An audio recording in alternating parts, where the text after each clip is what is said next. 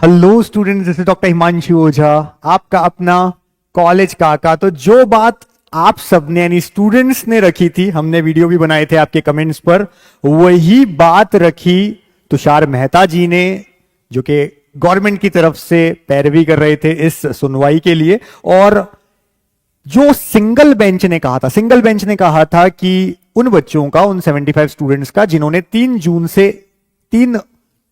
से पहले अपना पक्ष रखा था, उन सबका वापस नीट होना चाहिए।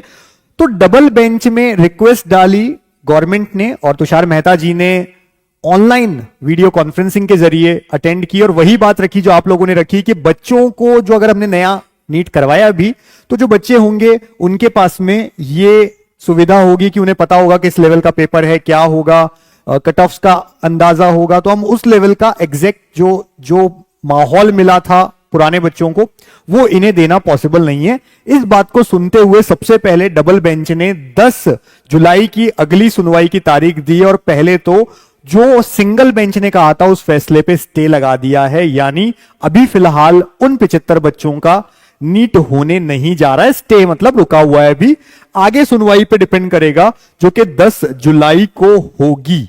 देख लीजिए, ये एमपी हाईकोर्ट ने स्टे लगाया और ये हम इसको थोड़ा सा समझते हैं, बताते हैं। Deputy advocate general Romesh Dave ने बताया कि 4 मई को एनडीए ने पूरे देश की आयोजित की थी और ये सारी बातें तो हमको पता है। इसके बाद एमपी हाईकोर्ट युगल पीठ में एकल पीठ के फैसले पर लगाई रोक। अब युगल पीठ का मतलब है डबल बेंच और एकल पीठ का मतलब है सिंगल बेंच। तो सिंगल बेंच ने क्या कहा था? सिंगल बेंच ने कहा था कि 75 बच्चों के लिए अलग से पेपर सेट करना है, लेकिन जो एनटीए है उनकी तरफ से सॉलिसिटर जनरल तुषार मेहता ने वीडियो कॉन्फ्रेंसिंग के जरिए अपना पक्ष रखा। उन्होंने क्या कहा जो स्टूडेंट्स कह रहे थे सेम, उन्होंने एकल पीठ के फैसले पर स्टे दिए जाने की मांग रखते हुए कहा कि इस फैसले को लागू करना गलत होगा। परीक्षा में 22 लाख छात्रों ने भाग लिया था, 22 लाख स्टूडेंट्स वर अपीयर्ड, और ये 75 छात्रों के लिए अलग से पेपर सेट करना होगा। उसमें यह बात भी सामने आ सकती है कि 22 लाख छात्र ये आरोप लगाएं कि उनका पेपर टफ था जबकि इनका सरल। एग्जैक्ट वो लाइंस जो बच्चों ने कही, सेम बात को सॉलिसिटर जनरल तुषार मेहता ने कोर्ट में रखा। डबल बेंच को आग्रह किया कि भाई जो सिंगल बेंच ने कहा है उस पे स्टे लगा दो, आप ये हम लोग नहीं कर सकेंगे कि उन 75 स्टूडेंट्स के लिए एक और पेपर सेट करें और उसका जो हम कह सकते हैं डिफिकल्टी लेवल है वो सेम रखा जाए, एग्जैक्टली सेम, वो शायद इतना पॉसिबल नहीं है। और इससे ऐसा भी होगा, ऐसे में कई कंट्रोवर्सी खड़ी हो जाएगी। ये लाइनें कही हैं हमारे जो सॉलिसिटर जनरल है तुषार मेहता, जो हम कह सकते हैं इंडिया की गवर्नमेंट को रिप्रेजेंट करते हैं, उन्होंने कोर्ट के अंदर। अब इस बात पे क्या हुआ, कोर्ट में याचिका दायर करने वाले छात्रों के वकील ने, अब इस बात पे जो वकील थे उन स्टूडेंट्स के, उन्होंने क्या कहा कि काउंसलिंग अगर शुरू हो गई तो उस स्थिति में उनका भविष्य उलझ जाएगा। मतलब बात यह है कि अब अगर ऐसे केस में 10 जुलाई को अगली सुनवाई है और अगर काउंसलिंग बीच में, मतलब 10 तक तो नहीं हो सकती क्योंकि उसका भी एक लंबा प्रोसेस है, अगर सुनवाई चलती रहती है, अगस्त तक पहुंच जाती है और काउंसलिंग जुलाई एंड में शुरू हो जाती है सपोज, तो इनका कहना है कि अगर ऐसा होगा तो ये जो बच्चे हैं 75, इनका सेशन शुरू होने पर नुकसान होगा।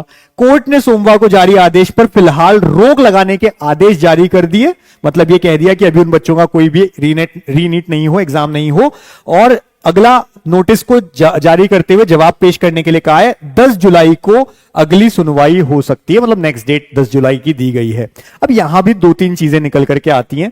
सबसे पहली चीज, हमारे सिस्टम को यह समझना बहुत जरूरी है कि ये स्टूडेंट्स, इनके लिए ये जो मैटर है ये अर्जेंसी का मैटर है, पूरे इंडिया के लिए अर्जेंसी का मैटर है। 22 लाख बच्चे हैं, तो ये जब इतने टाइम दे देते हैं ना, ये गलत है।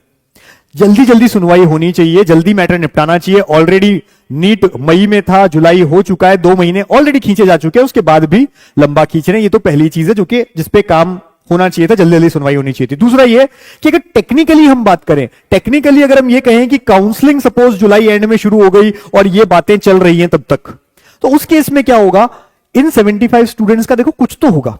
अब ये मान के चलो नीट हो नहीं हो इनके लिए, इनका रिजल्ट तो आएगा, उसको नहीं रोक सकते ये लोग, कुछ ना कुछ तो होगा, चाहे आज नहीं हो 1 महीने बाद हो। तो वो बच्चों के लिए जो 75 स्टूडेंट्स का रिजल्ट आएगा, बाकी लोगों का भी तो रिजल्ट चेंज होगा। अगर इस बीच काउंसलिंग स्टार्ट भी कर दी, एडमिशन भी आपने कॉलेजेस में कर दिए, तो जिस दिन उन बच्चों का रिजल्ट डिक्लेयर होगा सबका रैंक चेंज हो जाएगा, और उस मामले में इन बच्चों का कुछ तो रैंक आएगा ही बीच में कहीं ना कहीं। तो ये भी कहेंगे कि हमें ये कॉलेज मिलना चाहिए था, ये हमारे रैंक पे मिल रहा है, तो कैसे स्थिति पे पहुंचेंगे, उनका एडमिशन तो करना पड़ेगा। तो ये टेक्निकली अब थोड़ा सा एनटीए के लिए, एमसीसी के लिए भी पेचीदा हो गया है कि पहले इन बच्चों के ऊपर जो भी फैसला आया है वो आने दें, उसके बाद ही काउंसलिंग शुरू करें।